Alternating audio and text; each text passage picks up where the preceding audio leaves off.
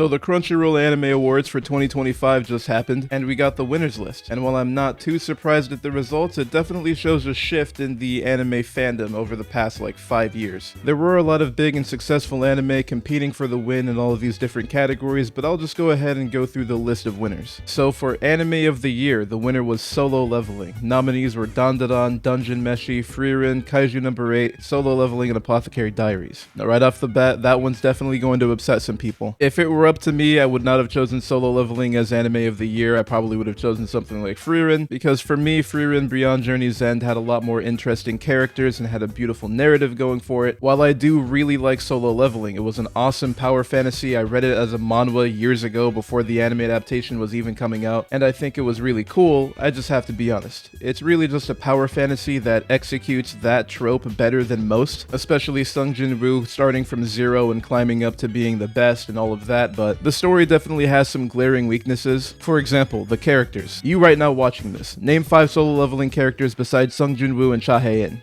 Can't do it, can you? Well, at least most people can't without Googling it. And I would say the reason for that is Solo Leveling doesn't really spend a lot of time building up other characters. I feel like Solo Leveling characters are either just used as fill-ins or as stepping stones for Sung Jin-woo to display that he's getting more powerful. A great example for people who have already read the manhwa or watched the season 1 and 2, just so I don't spoil anybody, would be how they hyped up the Japanese guild Draw Sword and everybody from that guild, those S ranks, and then they go to Jeju Island and they just get baked, destroyed. Solo Leveling will spend time hyping up a character and how powerful they're supposed to be just so they can get destroyed by Sung Jin-woo in a fight or lose to an enemy that Sung Jin-woo defeats. And that's why I call them stepping stones, because they're not really important in their own right and they don't really get to do anything cool that would make fans of those characters. Now, did Solo Leveling have awesome fight scenes, hype moments, and aura? Yeah! So I would give Solo Leveling the Hype Moments and Aura award, but maybe not the Anime of the Year award. Continuing down the list, Anime Film of the Year was won by Look Back, which I haven't watched yet. We'll probably check that out. Global Impact Award went to Attack on Titan. That makes sense. Attack on Titan is definitely super popular worldwide, but I also think it's very popular in Japan as well. Best Continuing Anime Series went to Demon Slayer Hashira Training Arc, which a lot of people were dissatisfied with that one too. They wanted it to go to Bleach Thousand Year Blood War or One Piece. Now, I have not personally watched Bleach Thousand Year Blood War, and I'm only on episode 27 of One Piece. I definitely don't think that the Hashira Training Arc was that great. I mean, I watched that and it was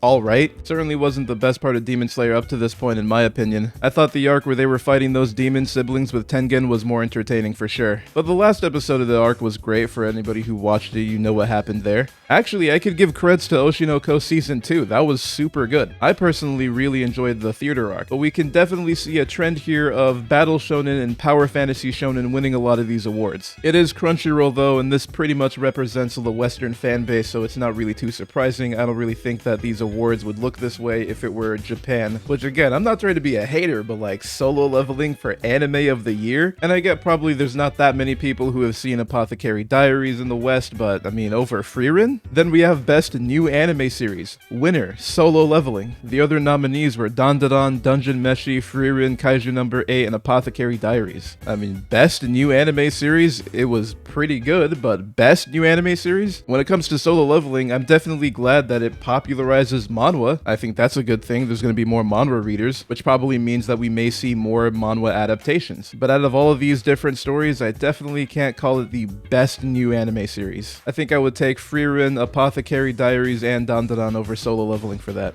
Best original anime, Ninja Kamui. Now, I haven't watched most of these from the nominees list, but what I did hear is that Ninja Kamui got progressively worse, so I don't know, you guys can let me know if that's actually true. And Metallic Rouge, that was just a disappointment by Studio Bones, which is my favorite studio, but that show was not good. Next one is Best Animation. Winner is Demon Slayer Hashira Training Arc. Now, Demon Slayer animation has always been cinema. It's Kino, I'm not gonna lie about that. Solo Leveling fight scenes were great. Frieren animation went crazy in some of those scenes, but I don't think anybody can get mad at Demon Slayer winning for animation. That's the best part of the show, probably. Best character design, winner goes to Dandadan. I actually like this. Best director goes to Keiichiro Saito for Frieren. Best background art goes to Frieren. Best romance anime is Blue Box. I actually have to finish this one. Best comedy anime is Mashle, Magic and Muscles. It's actually kind of funny because I've watched all of the nominees but not Mashle, so maybe I'll watch that one and see if I agree with this pick. Best action anime is Solo Leveling. No, this is not a bad pick. This is definitely a category that Solo Leveling should be winning. Best action anime, and if there was a category that was like best manhwa adaptation, yeah, that's Solo Leveling for sure. Well, actually, I won't say 100% for certain. I know that there's some Bleach Thousand Year Blood War enjoyers that probably would contend that that should be the winner, but as I haven't watched that and I've seen the other nominees, I would have to go with Solo Leveling. Best isekai anime is ReZero Season 3. I think that's fair. Best drama anime is Frieren. Best slice of life anime is Makeine Too Many Losing Heroines. If you guys haven't watched this one, check this one out. This is really good. I think they're coming out with another season. It is gas. That is if you like slice of life anime. I know there's some shonen people who never like watching anything that's like too slow paced, no fights and action and things blowing up. But if you guys actually like slice of life anime, then Makeine is a good pick. Best main character, Sung Jin Woo. Now we gotta be honest about this one. Sung Jin Woo better than Frieren, better than Okarun, better than Mao Mao. I mean, better than anybody on this list. I mean, I just don't know about that one. I'm not calling Solo Leveling bad. I enjoy Solo Leveling. I like Solo Leveling a lot. I was hyped for the anime adaptation, and I'm glad that it was successful, and I'm glad it's bringing people to manhwa. But Solo Leveling is hype moments and aura farming the anime. Other characters in the show are just props for showing off how powerful Sung Jin Woo is. I mean, if you look into the show, his interactions with people are beating them in fights, being nonchalant around women, and begrudgingly agreeing to take a break from looking cool to help save the world from imploding when he gets begged by the Hunters Association. I can't really call that a better character than the nominees here, but I digress. Best supporting character, that's Fern. I mean, I agree with this one. Fern was great. I like the nominees, also good, like Jinchi for example, but Fern winning this award, I agree with it. Must protect at all costs, Anya Forger. Hard agree, although I haven't watched The Elusive Samurai and A Sign of Affection. Best anime song,